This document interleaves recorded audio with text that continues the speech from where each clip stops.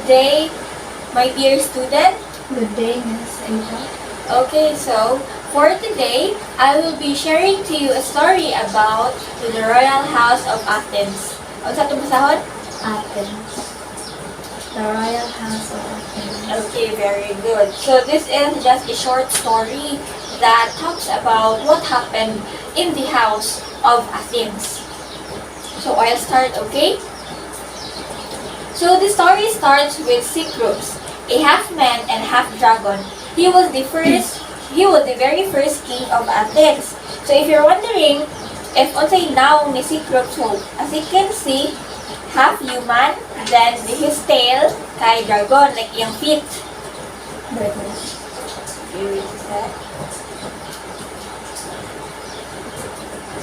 So that's Cyclops. So he had a weird body, right? Wizard.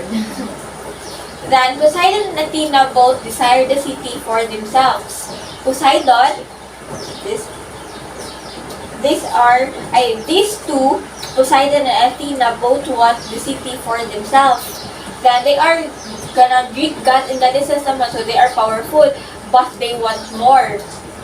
So, in order to have the city, Poseidon built the city a deep well, while Athena gave them the olive tree.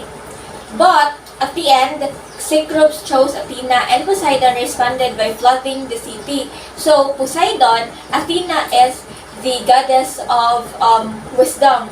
On the other hand, Poseidon is the god of the sea. So that's the main reason why since wala mo siya gipili, that's the main reason why he made the house of Athens flood. Women voted with males in Athens at the beginning, which is why Athena selected over Poseidon. Women outnumbered men in Athens. So because of that, women were no longer able to vote when Cyclops blamed them for the terrible flood. Cyclops was a young guy with two sisters named Procne and Philomela. So in the other story, so in the year, women don't have, after the flood, women don't have the right to vote. Yes, because Cyclops blamed them with the flood. But in reality, it is Poseidon's fault because he wasn't able to accept the fact that he lost. Then here, Procne and Philomela. So this is Procne and Philomela. So this is Procne and this is Philomela. Procne married a Thracian and had him accompany her sister. He informed Philomela that her sibling had died on the way. He slept with her frequently after she planned a fake wedding. So, di ba, weird kayo yung yung sister.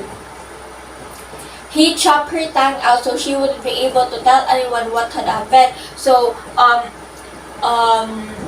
he knew man nga at any moment musumbong jud ang kato siya, but para dili siya makasaba kay mo to iyahang gitanggal ang tang, so wala na siya tang.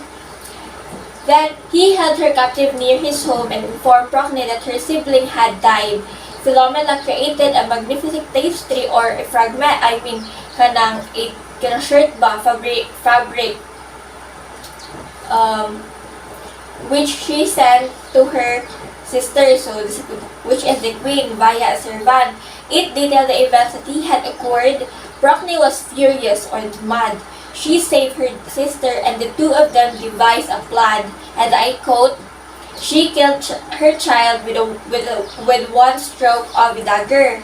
She cut the little dead body up, put the limbs in a kettle over the fire, and served them to her husband that night for supper.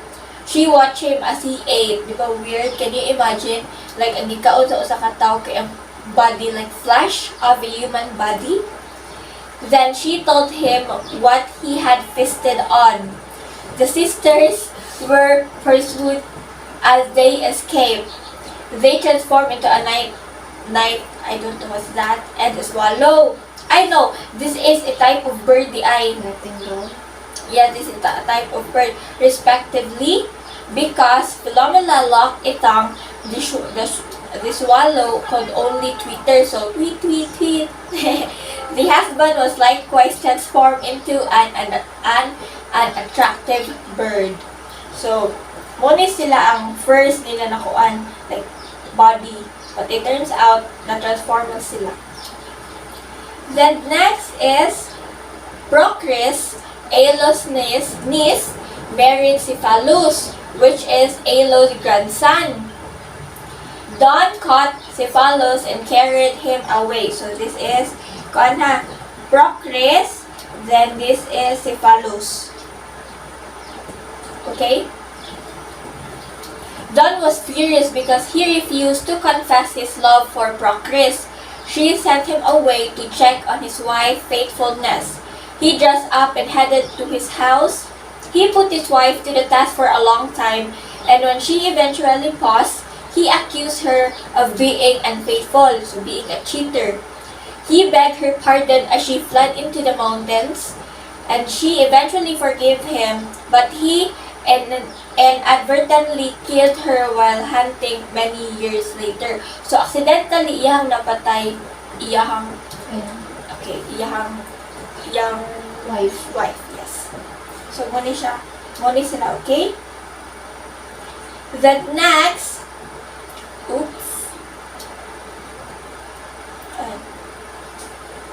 this is Boreas.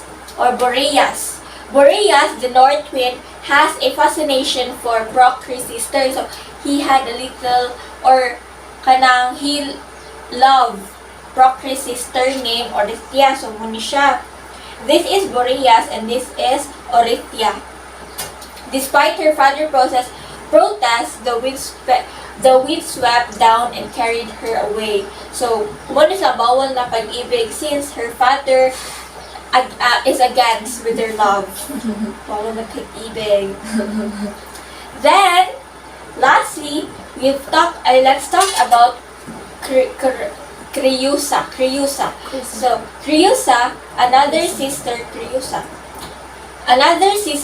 was unexpectedly caught in the arms of a man while picking flowers.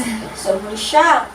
She was thrown into a cave by Apollo. So, they thought man, they've caught in action ba, na nag-cheat siya. So, Apollo was mad and she was thrown into a cave. She gave birth to a boy and abandoned him in the cave since she was ashamed. When she returned to the cave later, she found no trace of the baby she had abandoned. Years later, she married but was unable to have children. So, mura siya na karma good kay iyang i-abandon ang iyang own son. Her spouse compelled her to travel to Delphi to discover the cause of her infidelity. So, infertility. So, as what I've said during the past meetings, na Delphi is a place specifically for Apollo. So, sa Delphi, dira mahabawaan kung kinsay mga nagbatay, like, the truth is there. In there, she met Ion, an orphan Apollo priest who was a lovely young man. So, this is Ion. Her husband barged into the room and embraced the adolescent, referring to him as a son. He had been told by the oracle that he was his son. Ion carried the rags he had been brought into Athens. Creusa was overjoyed that her long-lost son had been located. So, on the last part, that's the end. So, on the last part, it says that he had found his own son with the help of oracle. She then with the help of oracle also, or the Delphi at the oracle. Okay? So, any questions or like, what can you say about the story for the chapter 3? Any words or like concerns? None? Okay. So, di ba, like, daghan kay nahitabo sa the royal house of Athens na nakita niyang anak, na igipatay, kanang na ay na-turn into another creature because of being unfaithful. So, yes, that's the end of the story for the royal house of Athens. So, muna siya, okay? Ilang mga now. And that's the end of the story. I would like to thank you again for being my audience and being my student for today. You're welcome. Thank you.